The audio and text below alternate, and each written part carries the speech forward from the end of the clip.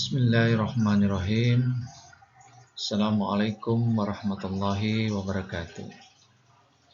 Syukur Alhamdulillah, kita tidak bosan-bosannya memanjatkan kehadirat Allah Subhanahu wa Ta'ala, yang mana berkat karunia dan rahmatnya juala sehingga kita masih dipertemukan di dalam pertemuan kita yang kesekian kalinya ini, atau di dalam pertemuan yang ke-8, lebih khusus diperuntukkan buat ahli teknik tingkat 3 dimanapun Anda berada dan dalam kondisi apapun. Mudah-mudahan oleh Allah Subhanahu wa Ta'ala diberikan rahmat kesehatan, ketakwaan, kemudahan di dalam urusan, dan dilindungi dari segala mara bahaya dimanapun Anda dan dalam kondisi apapun. Janganlah lupa selalu berdoa kepada Allah Subhanahu wa Ta'ala atau Tuhan yang Maha Kuasa. Baik kepada para perwira siswa, pada pertemuan kita kali ini atau pada pertemuan kita selanjutnya ini, tibalah kita di dalam pembahasan perihal rudders and propellers, atau di dalam terjemahannya kemudi dan propeller kapal. Sebagaimana kita ketahui, kedua poin tersebut sangatlah berkaitan, lebih khusus di dalam pengoperasian kapal. Apalah arti apabila kapal itu memiliki kemudi tetapi tidak memiliki propeller? Begitu pula sebaliknya. Apalah arti memiliki propeller tapi tidak memiliki kemudi? Oleh karena itu, kedua hal ini sangat memiliki peran dan fungsi yang penting atau yang vital. Kalau kita bicara tentang definisi, kemudi dan baling-baling kapal adalah dua komponen penting pada kapal yang berfungsi untuk mengendalikan arah pergerakan kapal di air atau di laut.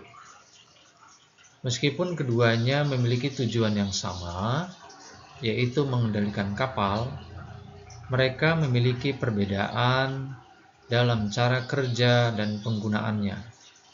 Ya, mungkin seperti itu. Tetapi sebenarnya, walaupun mungkin di dalam sistem kerja yang berbeda, tapi tujuannya yang sama, yaitu untuk mengendalikan pergerakan kapal di dalam melakukan pelayaran atau aktivitas kapal itu sendiri. Baik, ketika kita membahas tentang kemudi kapal adalah sistem yang digunakan untuk mengendalikan arah pergerakan kapal di air. Fungsinya mirip dengan kemudi pada mobil atau pesawat terbang. Kemudi kapal biasanya terletak di bagian belakang kapal dan terhubung dengan kemudi utama melalui poros kemudi. Ketika poros kemudi diputar, kemudi kapal mengubah arah kapal sesuai dengan putaran poros tersebut. Sebagaimana teman-teman perwira mesin sering melihat, ya mungkin sudah tidak asing lagi dengan kemudi kapal.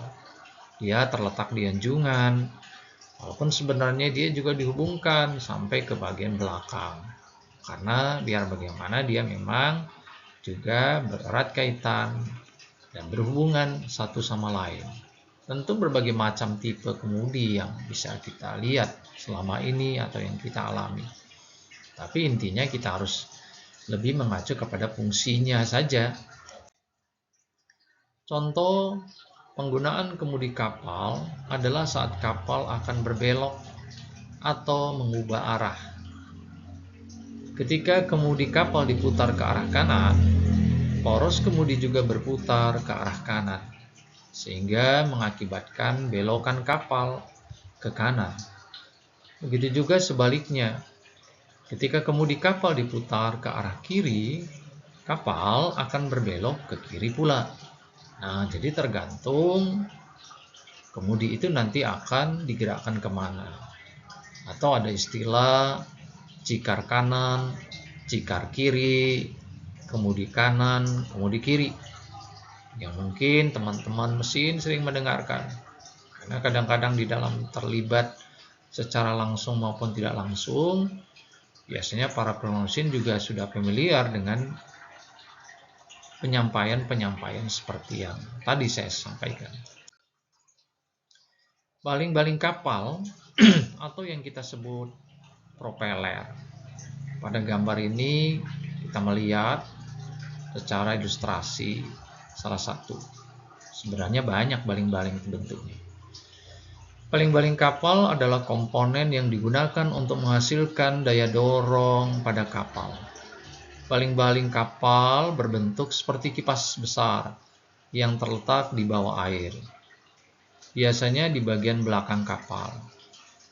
Baling-baling kapal dihubungkan dengan mesin kapal melalui poros baling-baling. Dan saat mesin berputar, baling-baling juga berputar. Tentu, para program mesin lebih memahami dan lebih detail membahas masalah baling-baling kapal.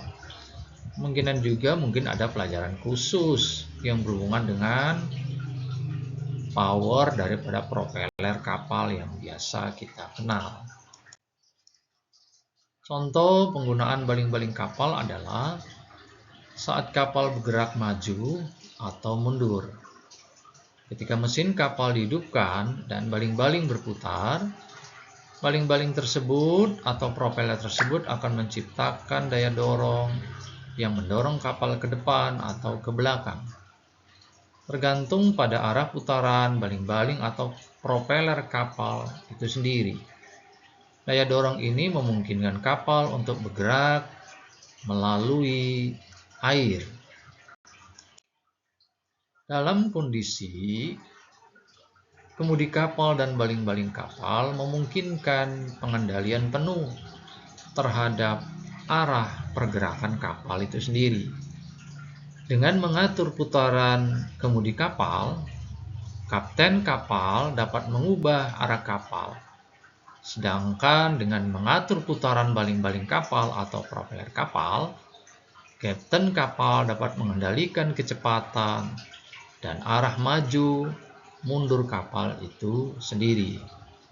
Ya, sebagaimana saya katakan, keterkaitan antara kemudi dan propeller kapal itu sangat erat. Karena kedua hal ini adalah bagian dari suatu perlengkapan kapal yang vital. Ya kemudi, ya propeller kapal. Dengan tujuan untuk mengendalikan kapal, baik untuk laju kalau untuk propeller, maupun untuk arah berbelok atau tidaknya suatu kapal dengan mengendalikan kemudi kapal dengan baik dan benar. Penting untuk dicatat bahwa ada berbagai jenis kemudi dan baling-baling kapal yang digunakan tergantung pada ukuran, jenis, dan kebutuhan kapal tersebut. Misalnya saja kapal besar mungkin memiliki sistem kemudi yang lebih kompleks, seperti kemudi berensel ganda atau kemudi azimut. Sedangkan kapal kecil biasanya menggunakan kemudi tunggal dan baling-baling sederhana. Baik, pada para perwira siswa, lebih khusus ATT tingkat 3, tibalah kita di dalam pembahasan kita mengenai propeller dan kemudi. Sampailah kita kepada beberapa kesimpulan pada pertemuan kita ini. Kesimpulan pertama adalah 1. Kemudi kapal adalah sistem yang digunakan untuk mengendalikan arah pergerakan kapal di air atau di laut. Sedangkan baling-baling kapal digunakan untuk menghasilkan daya dorong pada kapal, seperti maju dan mundur. Yang kedua, kemudi kapal berfungsi untuk mengubah arah kapal dengan memutar poros kemudi. Sedangkan baling-baling kapal menggerakkan kapal maju atau mundur dengan memutar baling-baling. Yang ketiga, kemudi kapal terletak di bagian belakang kapal dan baling-baling kapal biasanya terletak di bawah air, di bagian belakang. Yang keempat, dengan mengatur putaran kemudi kapal, nakoda atau kapten kapal dapat mengubah arah kapal. Sedangkan dengan mengatur putaran baling-baling kapal, kapten kapal dapat mengendalikan kecepatan dan arah maju mundur kapal. Yang kelima, kemudi dan baling-baling kapal digunakan secara bersama-sama untuk memberikan pengendalian penuh terhadap arah pergerakan kapal. Yang keenam atau yang terakhir, ada berbagai jenis kemudi dan baling-baling kapal yang digunakan tergantung pada ukuran, jenis, dan kebutuhan kapal tersebut. Demikianlah pembahasan kita tentang kemudi dan tentang baling-baling kapal atau yang kita sebut dengan propeller. Perlu diketahui bahwa pada pembahasan kita ini lebih mengacu secara umum saja, karena berdasarkan ketentuan IMO Model Course 704, khusus untuk teknik tingkat 3 lebih mengacu kepada hal-hal yang umum saja. Dengan begitu, lebih mudah memahaminya. Mudah-mudahan pertemuan kita kali ini membawa manfaat, baik buat saya pribadi dan buat teman-teman para perwira mesin tingkat 3 dimanapun Anda berada dan dalam kondisi apapun. Semoga sekiranya kita selalu mendapatkan manfaat dari pembelajaran ini, dan itu akan menjadi bekal kita kelak nanti di dalam bekerja maupun di dalam pekerjaan-pekerjaan lain yang berhubungan dengan profesi kita. Salam sehat selalu dan tetap jaga kesehatan, hati-hati di dalam bekerja. Semoga Allah Subhanahu wa Ta'ala selalu melindungi kita dari segala mara bahaya dan memberikan kita kebahagiaan baik di dunia maupun di akhirat. Terima kasih sekali lagi. Assalamualaikum warahmatullahi wabarakatuh.